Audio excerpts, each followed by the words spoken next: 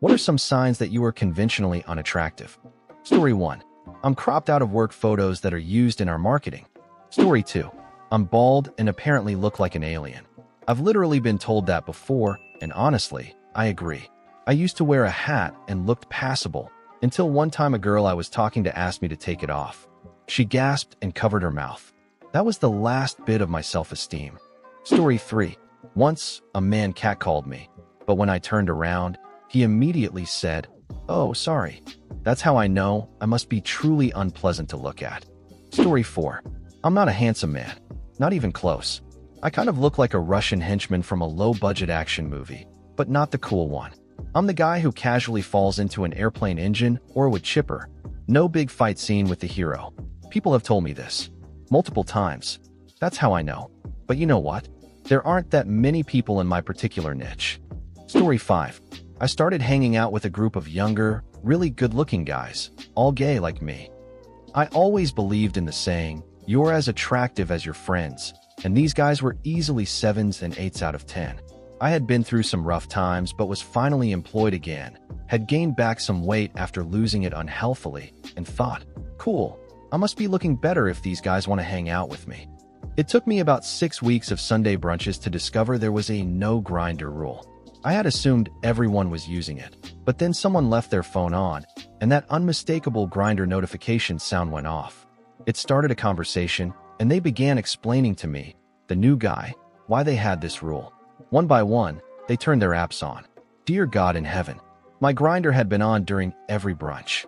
In 6 weeks, 2-hour brunches and similar hangouts, I might have gotten one hit. Meanwhile, these 4 or 5 guys turned theirs on, and the goddamn waiter had been messaging them. I had sent about 10 highs, without a single response during brunch. Within 5 minutes of them turning their apps on, they had 10 message notifications each. Apparently, they thought I was funny once because of my jaded worldview, and they assumed I was wealthy. About 6 weeks later, I realized the truth. I was their pity friend, the one they brought around because they felt bad for him. I was shattered.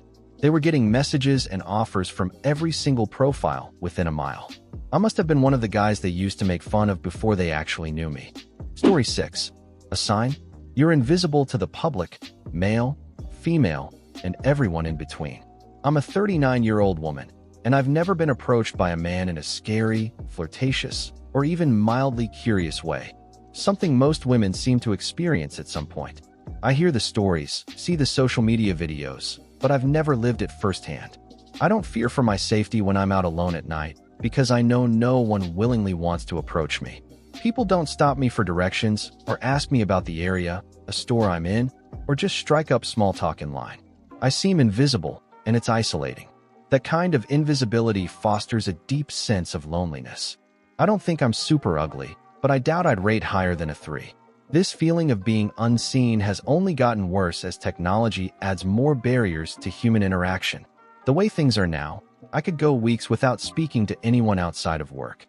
And even at work, I can go days without a real conversation with a coworker.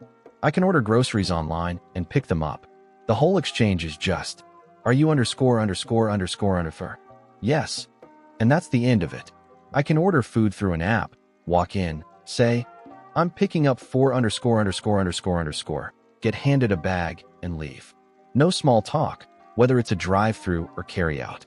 I must be in a category of repulsive that affects everyone the same way, like I give off some kind of aura that keeps people at a distance. I used to lean into it, embracing my isolation as an introvert. But after a forced stint in therapy following a mental breakdown, I've realized that this all-encompassing loneliness is deep and painful, and not something I want in my life. I just want to exist around people without feeling like I'm driving them away. I don't need constant social interaction, but I do need to stop feeling so alone and disconnected from the rest of humanity. Story 7. Wow, that's a lot. Okay, let's start. By the way, I'm totally fine with not being attractive since I'm asexual. Cons. No matches on any dating app. Ever. Except, of course, the pretty Asian profiles that eventually ask you to move the conversation to another platform and slowly start talking about crypto, NFT, investment opportunities. People treat you like shit from the start. It's the default setting to distrust you. No compliments on your looks, style, or anything outward. Pros. When people show interest in you, it's because you're actually interesting, not because they want something from you. Not just sexually. Attractive people are trusted more in general. When people trust you and your abilities, it's because you and your abilities are genuinely trustworthy. When people compliment something about you, it's real. All in all, I'm ugly as sin, but some people still trust me and take an interest in what I have to offer. It took a lot of time and effort, but at least I can be sure that my abilities are what shine through, not just some instinctive, pretty boy, must trust reaction. Story 8. Ugly privilege. I'm a 35-year-old intelligent, successful, and well-regarded woman. I've never been hit on, catcalled, or experienced the common street harassment that many women talk about. Instead, I've had insults thrown at me and hateful grabs, but never flirtation, never been asked for my number, never been on a date. On the bright side, I met my, now, husband of 12 years when we were just two awkward teenagers online. I don't even consider it dating because it was long distance. He visited me once for 4 weeks before packing up a suitcase and moving here, from Alaska to Australia, for good. I'm a solid 0.5 on the looks scale, but our marriage is great, and I get to work in a male-dominated industry without ever experiencing sexual harassment. Story 9. There was this moment when I was a kid, watching an old cartoon, at least a decade old by the time I saw it. I can't find the video now, but the joke was this. A man is watching a stage as the curtain slowly rises, revealing a pair of sexy female legs, then hips, then arms in a red dress. Think Jessica Rabbit style. I remember standing there, looking at myself, thinking, my legs look like that, but I didn't feel attractive. Meanwhile, in the cartoon, the man's mouth is open, eyes popping out, until the curtain finally reveals her ugly face, with a big gummy smile. Suddenly, he panics and runs away. And that was the moment it clicked. That's why I never felt attractive, even though I had some conventionally good features. Full-scale butterface. Years later, this was confirmed in real life when a group of random young guys passed teenage me on the sidewalk, hollering, laughing, and calling me Grenade. Despite not being a 10 or even a 5, I have a beautiful life partner who treats me like a princess. And that's more than enough. Story 10. When I was in college, a friend set me up with one of his classmates. They went to a school in another state, and I was visiting for a festival. He must have really hyped me up because when he introduced us, she shook my hand, then playfully turned to him and said, "Hey, you told me your friend was good looking," before laughing. We both just stared at her, but she casually walked off, and I never saw her again. Not that I wanted to. I wish I could say we had a long, heated conversation about it and got some closure, but about 10 minutes later, we were drinking whiskey and enjoying the music. Still, nearly 30 years later, I do think about it from time to time. Story 11. I've experienced a wide range of how conventionally attractive people perceive me, sometimes even from one day to the next. If I had to put it on a scale, I've ranged anywhere from a 2 to a 7.5. These are my experiences in my less attractive moments. For context, I'm female. Childhood and adolescence. 9-year-old girl. You're ugly. Her horrified mother, who had just befriended me. Nervous giggle. Wow, that was honest. A friend complimenting another friend. Oh my gosh, you are so beautiful. Not like us ugly people. Points to herself and me.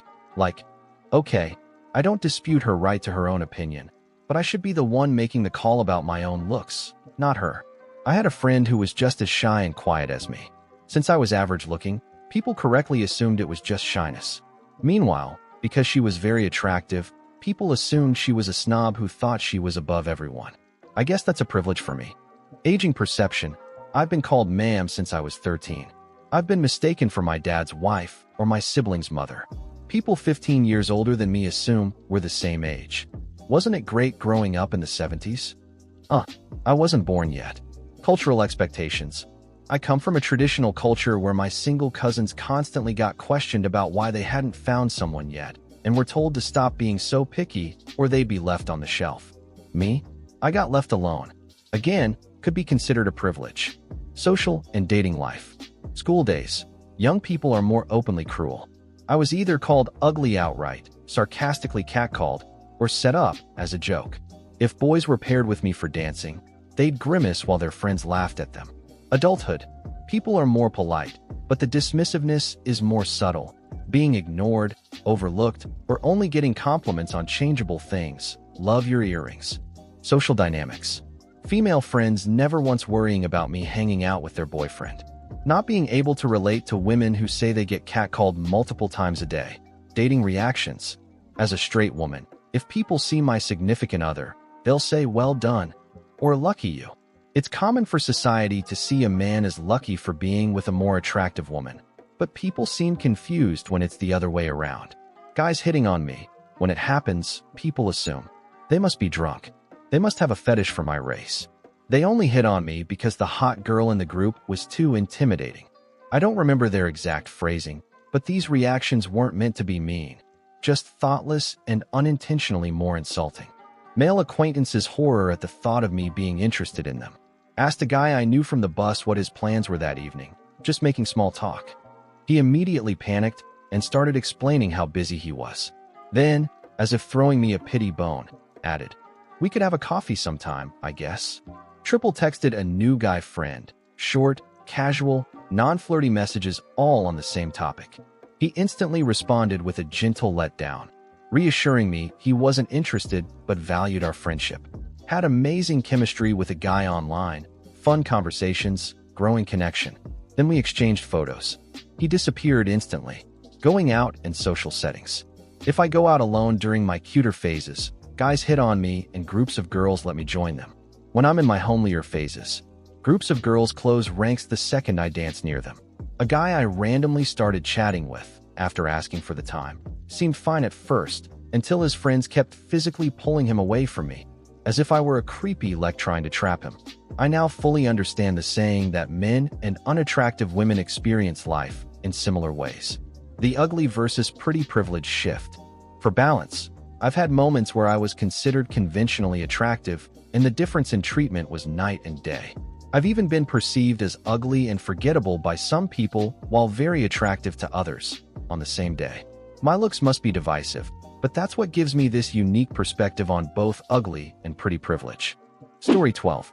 If you're not good at sales jobs, it might not just be about your skills. It could be about how you look. Obviously, some really good-looking people are also terrible at sales, but that's not who I'm talking about. Being great at sales requires a very specific personality. You either have it or you don't.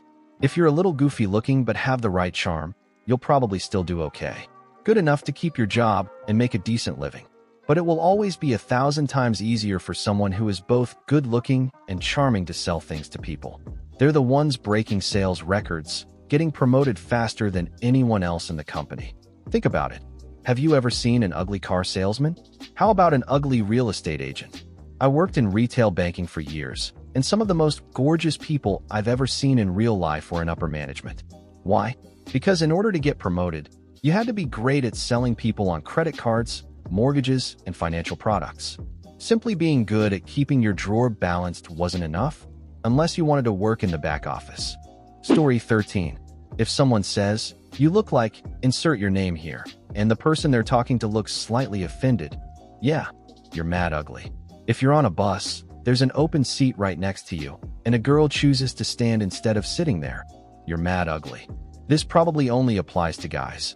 If the opposite gender always feels super comfortable with you in a purely friendly way, you're either gay or so ugly that they're thinking, nah, that dude knows he doesn't have a chance. If you try flirting with someone and they get offended, you're either really ugly or you have absolutely no game.